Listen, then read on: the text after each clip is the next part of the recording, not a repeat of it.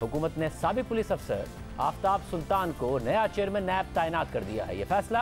आज वजीर आजम शहबाज शरीफ की सदारत में होने वाले वफाकी काबीना के इजलास में किया गया है और वजारत कानून ने उनकी बतौर चेयरमैन नैब 3 साल की तकर्री के लिए नोटिफिकेशन भी जारी कर दिया है। जियो न्यूज़ के सहाफ़ी एजाज सैयद के मुताबिक वजीर आजम शहबाज शरीफ अपनी हुकूमत में आफ्ताब सुल्तान को मामले खुसूसी का ओहदा देना चाहते थे, लेकिन आफ्ताब सुल्तान ने हुकूमती ओहदा लेने से इनकार कर दिया था। बाद में जब आफ्ताब सुल्तान से चेयरमैन नैब बनाने के लिए रब्ता किया गया तो उस पर भी उन्होंने इब्तिदाई तौर पर इनकार कर दिया था, मगर बाद में कुछ अहम शख्सियात ने उनसे दोबारा रब्ता किया तो उन्होंने ये पेशकश कबूल कर ली। यहाँ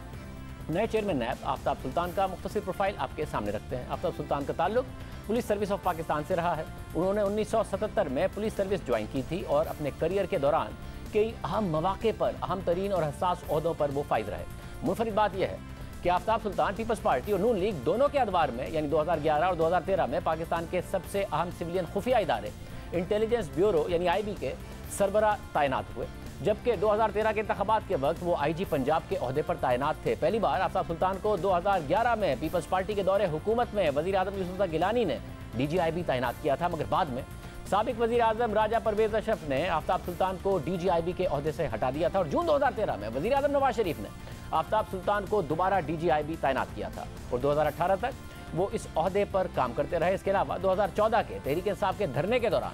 आफ्ताब सुल्तान का किरदार बहुत अहम रहा है, जिस पर वो इमरान खान की बराह रास्त तनकीद का निशाना भी बनते रहे। फिर ये इत्तलात आई थी कि आफ्ताब सुल्तान ने ही 2014 के धरने को नाकाम करने में अहम किरदार अदा किया था। उन्होंने तहरीक इंसाफ के धरने के दौरान कुछ ऑडियो टेप्स हासिल की और वो ऑडियो टेप्स नवाज शरीफ को फराहम की थी, जिसके बाद पाकिस्तानी सियासत में ये मामला काफ़ी गर्म रहा था। इस हवाले से नून लीग के मरहूम सेनेटर मुशाहिदुल्लाह खान का BBC को दिया गया एक इंटरव्यू भी मौजूद है, जिसमें उन्होंने कहा था कि IB ने PTI के धरने से मुतालिक कुछ टेप्स हासिल की थी जिसमें हुकूमत गिराने की मनसूबाबंदी के हवाले से बात की जा रही थी।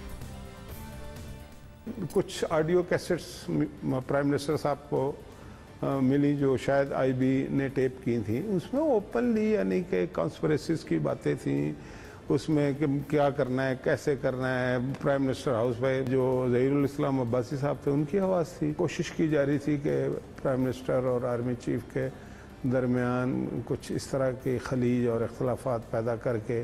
प्राइम मिनिस्टर साहब को मजबूर किया जाएगा वो राहिल शरीफ साहब के ख़िलाफ़ एक्शन लें, और जब वो एक्शन लें तो फिर कुछ लोग जो हैं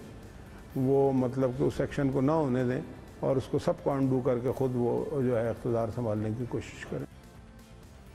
फिर 2018 में तहरीक इंसाफ हुकूमत में आई और आफ्ताब सुल्तान DG IB के ओहदे से रिटायर हो गए और फिर नैब ने उनके खिलाफ केस बना दिया, मगर नैब को उनके खिलाफ कोई सबूत नहीं मिला और ये रेफरेंस अदालत में ले जाए बगैर ही खारिज करना पड़ा। इसके अलावा आफ्ताब सुल्तान परवेज मुशर्रफ दौर में हुकूमती अहकामात ना मानने पर मुअत्तिल भी हुए। एजाज सैयद के मुताबिक 2002 में जब जनरल परवेज मुशर्रफ ने सदर बनने के लिए रेफरेंडम कराया तो उस वक्त आफ्ताब सुल्तान सरगोदा में तैनात थे और उन्हें हिदायत मिली थी कि रेफरेंडम में ज़्यादा से ज़्यादा वोट डलवाए जाएँ, मगर उन्होंने ये हुक्म मानने से इनकार कर दिया और जब रेफरेंडम का नतीजा आया तो सरगोदा उन चंद शहरों में से एक था जहां टर्नआउट दीगर शहरों के मुकाबले में इंतहाई कम रहा था, जिस पर जनरल मुशर्रफ हुकूमत ने आफ्ताब सुल्तान को मुअत्तिल कर दिया। नए चेयरमैन नैब आफ्ताब सुल्तान के हवाले से सहाफ़ी हसनात मलिक ने दावा किया है कि 2010 में सुप्रीम कोर्ट ने परवेज इलाही के दौर में बैंक ऑफ पंजाब में होने वाली बेज़ाब्तियों की तहकीकात के लिए आफ्ताब सुल्तान की सरबराही में एक मुश्तरका तहकीकाती टीम तश्कील दी थी, जिसकी रिपोर्ट में इंकिशाफ किया गया था कि परवेज इलाही ने बैंक ऑफ पंजाब से 5 अरब 40 करोड़ रुपए की खुर्द-बुर्द की है।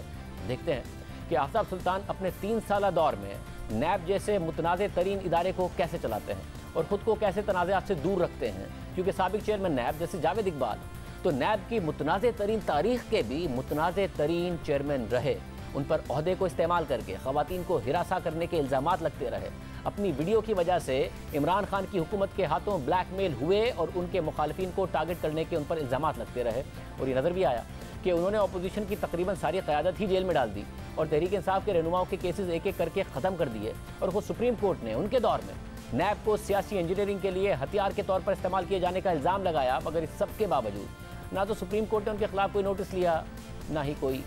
फैसला दिया।